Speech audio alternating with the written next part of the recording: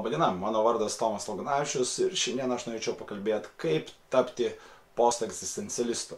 Mes kalbėjom, kad tai yra 100 žingsnių, kuriuos jūs padarę galėtumėt pajausti, galėtumėt netgi tapti posteksistencialistu.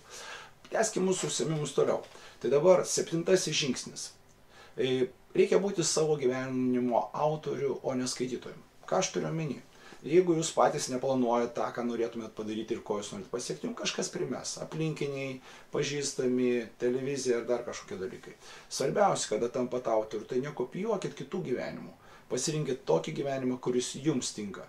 Nereikia būti kažkano tai gyvenimo pratęsėju, jūs galite būti savo gyvenimo autoriumi ir paprasčiausiai jį padaryti tokį, kokį norite.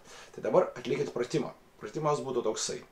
Paimkite popieriaus lapą, ant jo nusibrėžkite schemą, kurią jūs pažymėkite, ką jūs ir kaip norėtumėt veikti ir daryti savo gyvenime.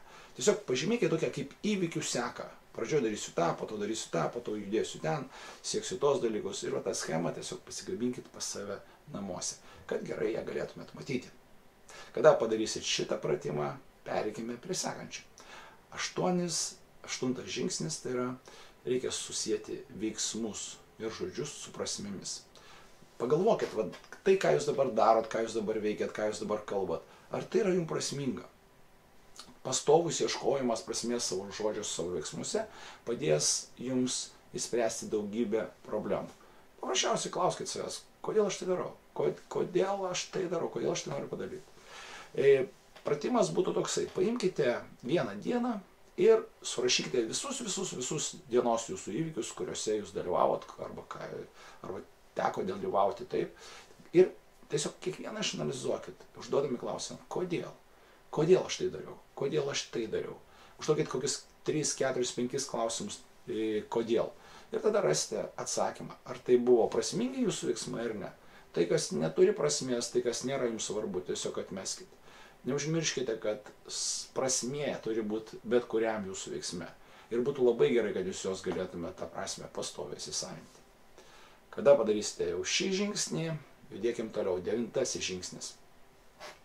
Reikia savo gyvenimo poziciją formuoti aktyviai, o kai kada dar netgi, aš pasakyčiau, hiperaktyviai.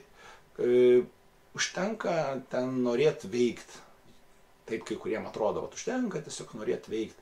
Iš tikrųjų tai ne tame esmė. Esmė yra, kad jūs turite pradėti veikti. Kada jūs pradedat veikti, tada tik tai kažkas tai keičiasi jūsų išorėje ir jūsų viduje. Neužmirškite, yra vidiniai veiksmai ir išoriniai veiksmai, kurie žinoma turi tarpusavio ryšį. Jeigu jūs gyvensite tik tai svajoniuose, nieko nedarysite, tai nieko ir nepasikeis, jūs nieko nepajusit, nieko nesužinosit, nieko nevertinsit. Tai dabar pratimas būtų toks. Paimkite ant atskirų popieriaus lapelių nedėlių, susirašykite, ką norėtumėt pradėti daryti. Čia tas noras, taip, aš noriu tai daryti.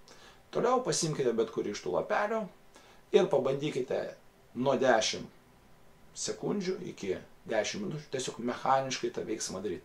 Pamatysit, neužteks 10, kai kuriems veiksmams, kai kuriems 10 minučių ir jūs automatiškai tą veiksmą pradėsite daryti. Ir jokių problemų nebus. O svarbiausia, atlikit pratimus, vadovaukite savo patirtimi, ieškokit prasmės, ieškokit laisvės ir jūsų gyvenimas pasikeis.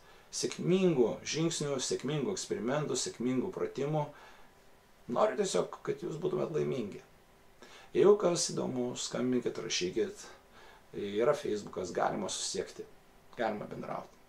Iki malonaus.